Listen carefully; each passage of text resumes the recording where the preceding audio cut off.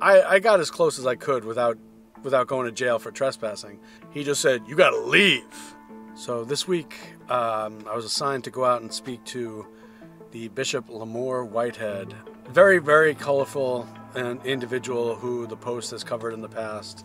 The bishop has continued to be a very, very interesting person to cover. In July, he was robbed of over $1 million in jewelry while he was on the air doing his ministry from his Canarsie church. Armed guys came in and robbed him on camera of $1 million in jewelry.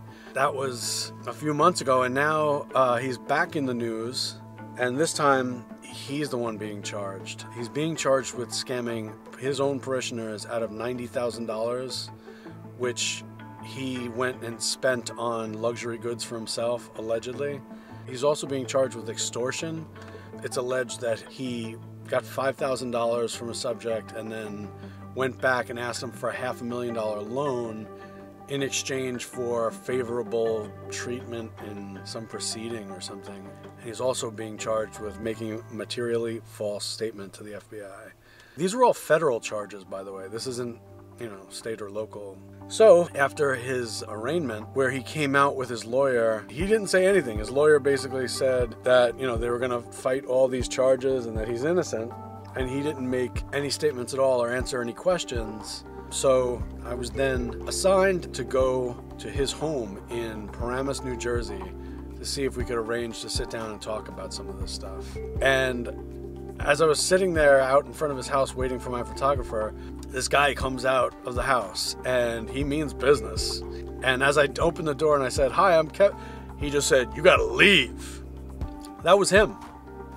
My photographer had pulled up and was now shooting the exchange that the two of us were having. And when the guy saw the photographer taking pictures of him, he got really nervous and was like, "You have to leave now." And he just turned around and ran back in the house.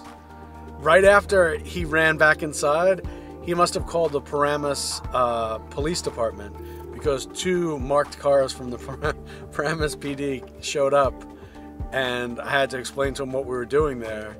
We basically had to at least try to get his side of the story on these charges. I got as close as I could without going to jail for trespassing. I tried to get his attention, and I explained to him, I was like, "Bishop, it's Kevin Sheehan from the New York Post. All I need is a response from you about these charges. That's all I'm here for. That's all I'm here to get."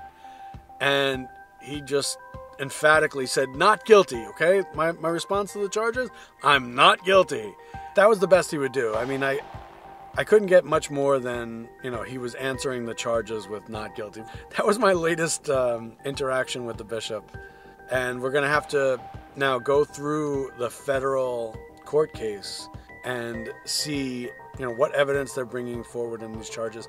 These charges are really serious. He's facing, the maximum's over 60 years for the charges that he's facing. So he's like 44 years old. He's facing tantamount to a life sentence if he's convicted of all these charges. If you want to be notified about stories like this for the New York Post that we're covering, go ahead and hit the notification bell. If you want to make sure that you don't miss any of the content we're creating for the New York Post, go ahead and hit the subscribe button. Thanks.